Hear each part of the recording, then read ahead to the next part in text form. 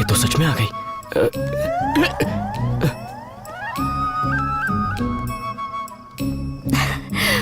मैं सच कह रही थी ना, अब तो विश्वास करते हो?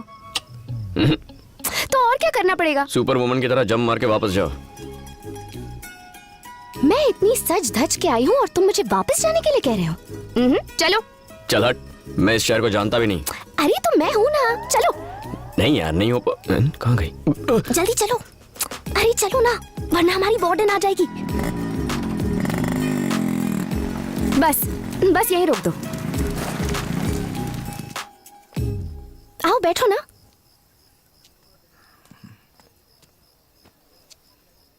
ये सब सच है ना?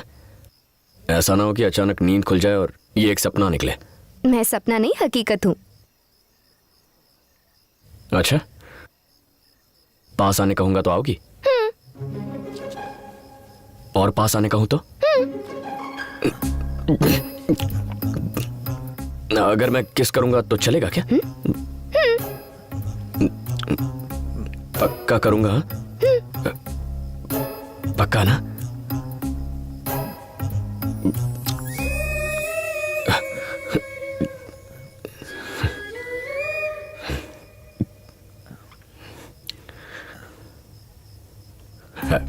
एक्चुअली मैंने सोचा नहीं था ऐसा कुछ होगा या मैं ऐसा कुछ करूंगा, तो घबराहट में अच्छे से किस नहीं कर पाया। अगर एक और चांस मिले तो मैं अच्छे से प्रॉपरली। इतना मत सोचो, किस कर लो।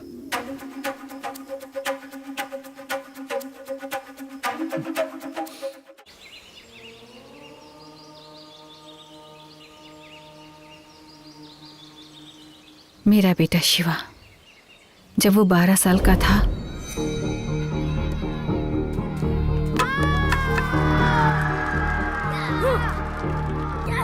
क्रिकेट के मैच में हार जाने की वजह से उसने अपने दोस्त को बैट से पीटकर मार डाला।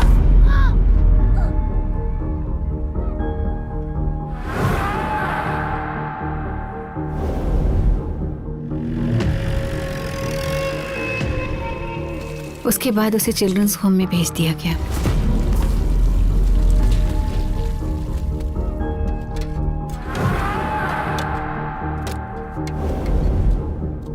छह साल की सजा काटने के बाद भी उसमें कोई बदलाव नहीं आया। वो आज भी वैसे ही कपड़े पहनता है।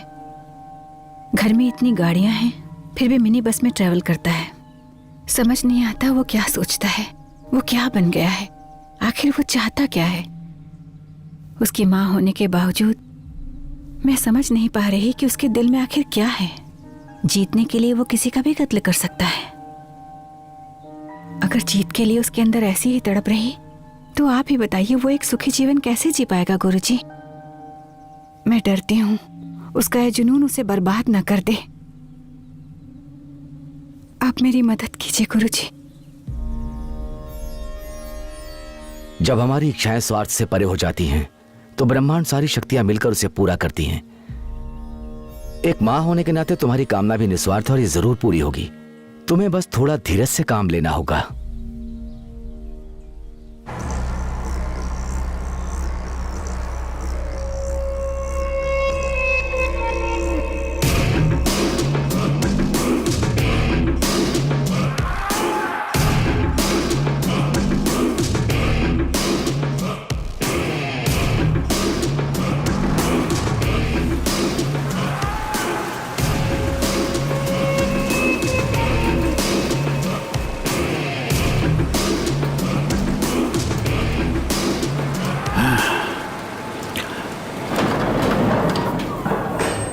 शिवा, पता है, मुझे पता है तुम कौन हो और यह भी पता है कि यहां क्यों आए हो।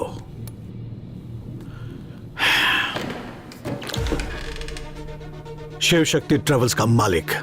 1000 बसें, एक भी बस का लाइसेंस नहीं है। कई बसों का नंबर भी सेम है। रोड टैक्स भी पे नहीं करते हो। बस में भारी सामान लेकर जाते हो। जब भी तुम्हारा मन करता है टिकट की कीमत बढ़ा देते हो। अगर किसी अफसर ने परेशान किया तो रिश्वत देकर उसे खरीद लेते हो। नहीं बिका तो उसका ट्रांसफर हो जाता है। तो पूरी रिसर्च हो चुकी है मेरे बारे में। मेरी बायोग्राफी लिख सकते हो तुम? क्यों, है ना? तो आपको क्या लगता है मैं यहाँ क्यों आया हूँ? 3 महीने पहले 40 लोग मारे गए थे जब तुम्हारी बस में आग लगी थी। डीजल टैंक में लीकेज, ब्रेक भी फेल, इमरजेंसी एग्जिट तो खुला ही नहीं। उनके मौत के जिम्मेदार तुम थे क्योंकि तुम्हारी बस रोड के लायक फिट नहीं थी। उस दुर्घटना का मेरे पास तुम्हारे खिलाफ सबूत है।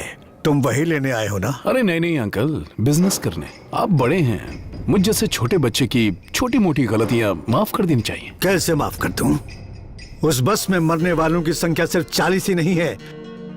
उन 40 से जुड़े उनके परिवार वाले आज भी उनकी याद में मर रहे हैं। मेरी सिर्फ एक बेटी थी जो कि इंटरव्यू के लिए गई थी। जॉब पाने की खुशी में हंसती खेलती घर लौट रही थी, लेकिन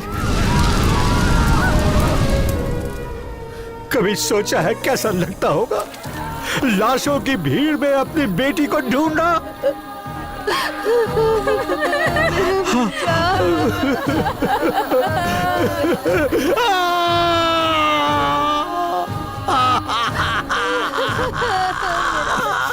सैड, वेरी सैड। अंकल की ये सारी बातें सुनकर मेरा दिल भर आया है।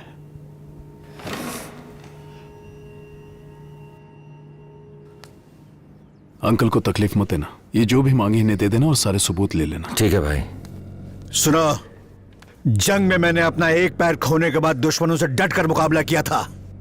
आज भी लड़ूंगा। जब तक तुम्हें हरा ना दूं तब तक लड़ूंगा।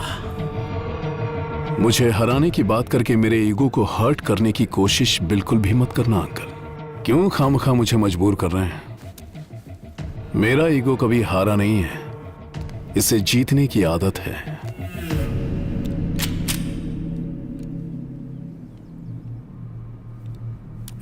मैं मरा तो जीत मेरी होगी? नहीं भाई,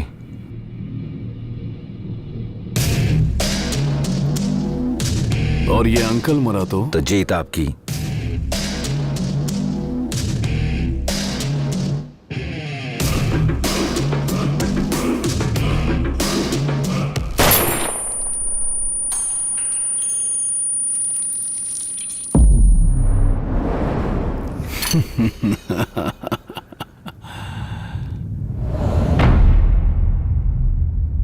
सारे सबूतों को जला देना, कुछ भी बचना नहीं चाहिए।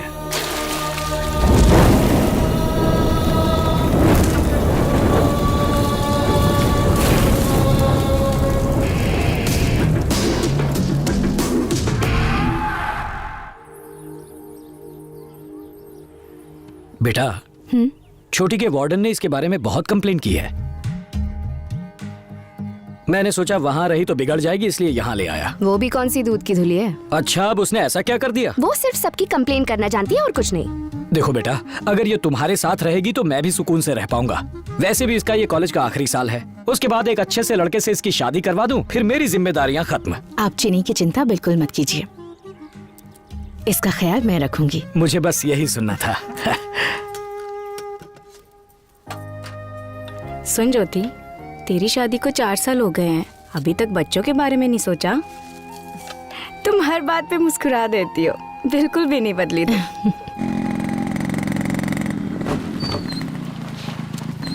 क्यों मुन्ना, कोई जॉब ढूंढा या ऐसे ही भटक रहे हो? ऐसे ही क्यों भटकूंगा सर, गर्लफ्रेंड के साथ भटकता हूँ, बहुत बिजी हूँ। तुम्हारी गर्लफ्रेंड? शारदा, बहुत अच्छा जोक है, सुनोगी तो पूरे रास्ते हंसोगी।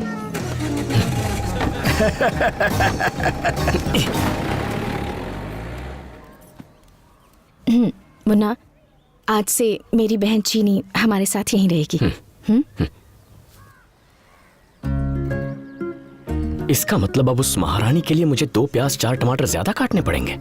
ठीक है, ये ऐसी है, पता नहीं इसकी बहन कैसी होगी।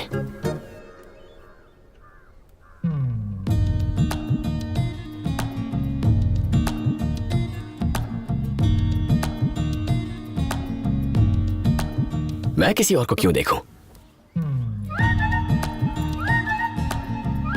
अब कैसे छेड़ूं इसे? अब प्याज काटने का सबसे आसान तरीका, ना आपको अपना हेलमेट पहनना होगा, ना ही अपने गॉगल्स। प्याज काटने का ये सबसे आसान तरीका है। और तो और इसे इस्तेमाल करना भी बहुत आसान है। तो अभी अपना फोन उठाइए और स्क्रीन पर दिए नंबर पर हमें कॉल कीजिए और ऑर्डर कीजिए अपना वेजिटेबल कटर। हमें कॉल कीजिए बोलो। क्या कर रहे हो? एक 5591 4 अगर आप 5 इसे 9 अभी ऑर्डर करते हैं तो आपको मिलेगा 50% हाँ डिस्काउंट। बोलो। तुम तो कुछ ज्यादा ही बिजी हो। हाँ यही थोड़ा इम्पोर्टेंट काम था। अच्छा उस दिन की तरह आज रात फिर से घूमने चले। Hello hello hello hello. चुप क्यों हो गई? कुछ नहीं, वो वार्डन आई थी, मैं तो पकड़ी ही जाती।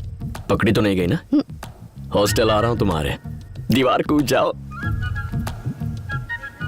वार्डन चेकिंग के लिए निकली है, मैं बाहर नहीं आ सकती। हेलो।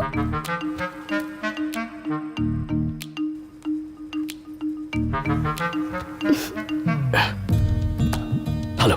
क्या हुआ? यहाँ मेरे सर पे भी एक वार्डन बैठी है। दीदी आ गई थी क्या? दीदी? सॉरी, मेरा मतलब तुम्हारी भाभी। ओ हाँ।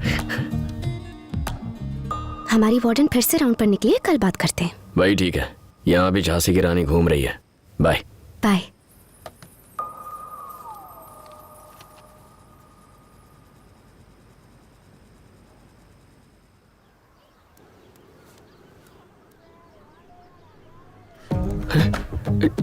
किसी ने मेरी चप्पल चुरा ली। वो नई चप्पल आपकी है, मैडम ने आपके लिए खरीदी है।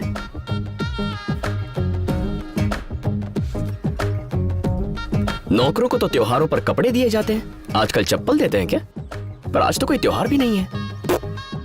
मुन्ना मुन्ना मुन्ना मुन्ना मुन्ना